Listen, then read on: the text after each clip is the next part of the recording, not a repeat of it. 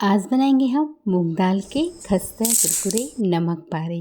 तो देखिए मूंग दाल ले ली है मैंने, और मूंग दाल भी देखिए मैंने यहाँ आधा कटोरी ली है। तो दो तरीके होते हैं बनाने के।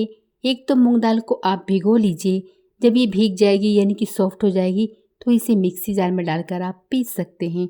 या फिर जैसे हम दाल बनाते हैं मूंग की, पानी डालकर थोड़ा हल्दी नमक डालकर, तो वैसे भी आप इसे बनाकर ले सकते हैं।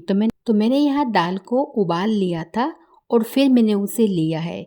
तो दो तरीके हैं, इनमें से कुछ भी आप कर सकते हो। दाल को भिगो कर भीग जाएगी तो पीस कर ले सकते हैं, या फिर दाल बनाते हैं हम जैसे जैसे ये वाली दाल है इस तरह से।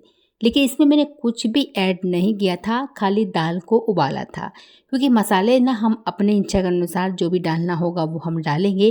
तो इसमें आप नमक डालकर भी उबाल सकते हैं, हल्दी डालकर भी उबाल सकते हैं। मैं नमक यहाँ थोड़ा सा इसमें नमक डाला था, बाकी कुछ नहीं डाला था। तो चलिए, ये जो दाल है ज़्यादा गीली नहीं होनी चाहिए, जैसे आपको दिख रही होगी इस तरह से होनी चाहिए। ज़्यादा पानी इसमें नहीं होना चाहिए। तो दो तरीके हैं, भिगो के कर सकते हैं आप, या दाल बनाकर भी कर सकते हैं। उसके बाद देखिए हमने लिया है गेहूं का आटा। गेहूं का आटा मैंने 1 कटोरी लिया है, और आज के नमक पारे हम हेल्थी बनाने जा रहे हैं। तो मैंने यहाँ आज गेहूं का आटा लिया है, बाकी आप इसकी जगह मैदा भी ले सकते हैं। सबसे पहले इसे एक बर्तन में हम डालेंगे। अब गेहूं के आटे के साथ कुछ मसाले तो हम ऐड करेंगे, जैसे अजवाइन। अजवाइन का टेस्ट अगर आपको पसंद है तो ही डालिएगा, नहीं तो आप यहाँ स्किप कर सकते हैं, क्योंकि कई बार नमक पारे में अजवाइन अच्छा नहीं लगता है। इसकी जगह आप कलौंजी ले सकते हैं, या फिर काले तिल सफ़ेद तिल ले सकते हैं। उसके बाद इसमें मैंने काला नमक लिया है। काला नमक का टेस्ट भी बहुत अच्छा आता है। और नमक यहाँ मैंने बहुत अभी कम डाला है, क्योंकि थोड़ा सा दाल में भी नमक था और आगे भी हम नमक इस्तेमाल करने वाले हैं, तो नमक की मात्रा को यहाँ कम ही डालिएगा। और फिर डाल दिया है इसमें हमने 2 चम्मच सूजी। सूजी जो थी वो मैंने बारीक वाली सूजी ली है, और सूजी से पहले मैंने काली मिर्च का पाउडर डाला था, और उसके बाद मैंने यहाँ पर जीरा डाला है।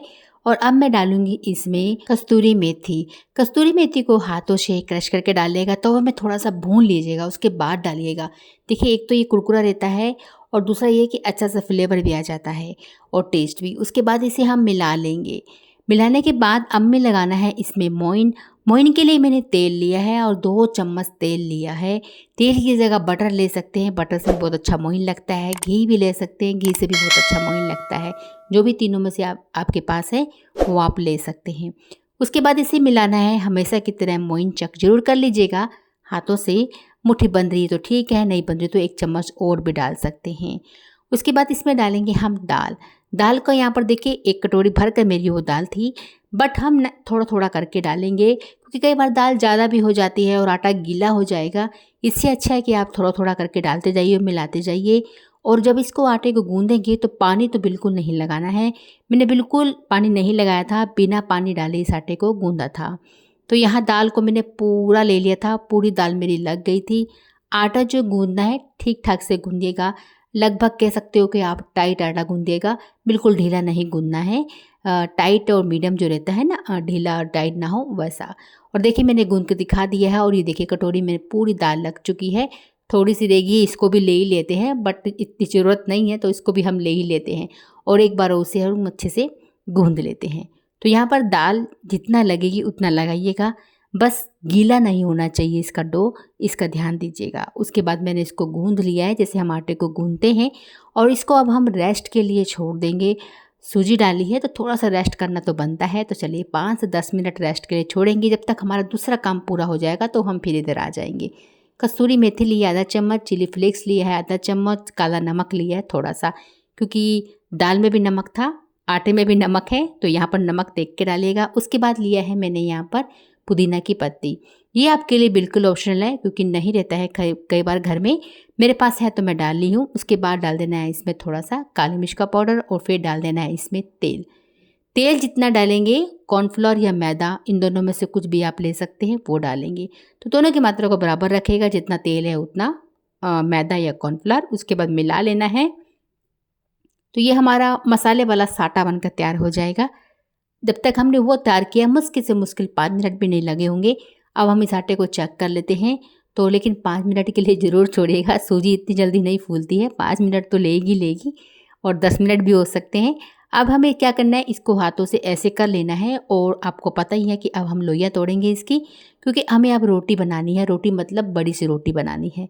तो चलिए, मैंने इसको इतने भाग में डिवाइड कर लिया है। अब एक को लेंगे और इसकी लोइयाँ बनाते हुए इसको हम बेलेंगे। तो बेलते समय आप थोड़ा सा आटा इसके ऊपर गेर सकते हैं, नहीं तो बिना गेरे भी बेल सकते हैं, जैसे मैं बेल रही हूँ, ये देखिए।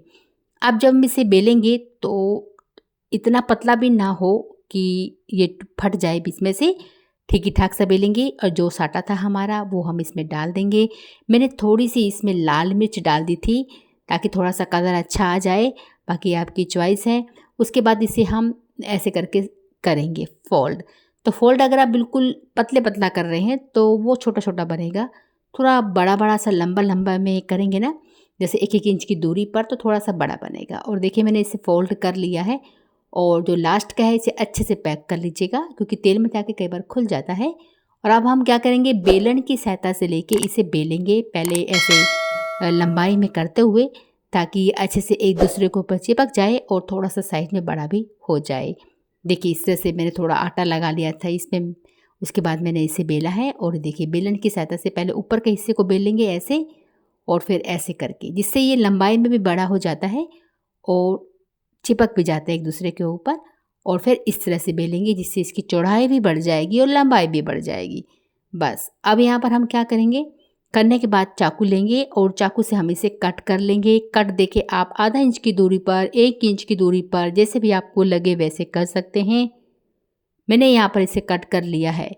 तो ये काफ़ी सारे नमक पारे बनकर रेडी हो गए थे। और ये देखिए, जो इसकी लेयर है ये खुलती हैं, बट अगर आप बिना लेयर के बनाना चाहते हैं तो फिर ऐसे फोल्ड करने की आपको ज़रूरत नहीं है, आप बिल्कुल सिंपल तरीके से बना सकते हैं।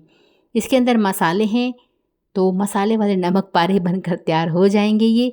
अब हम इसे एक प्लेट में निकाल लेंगे। अभी फ़िलहाल इतना, यानी कि 2 लोई से बनाई हूँ तो इतना बैच रेडी करी हूँ। दूसरे वाले को हम बाद में तलेंगे, पहले इनको तल के निकाल लेते हैं। तेल यहाँ पर मीडियम फ्लेम में गर्म है।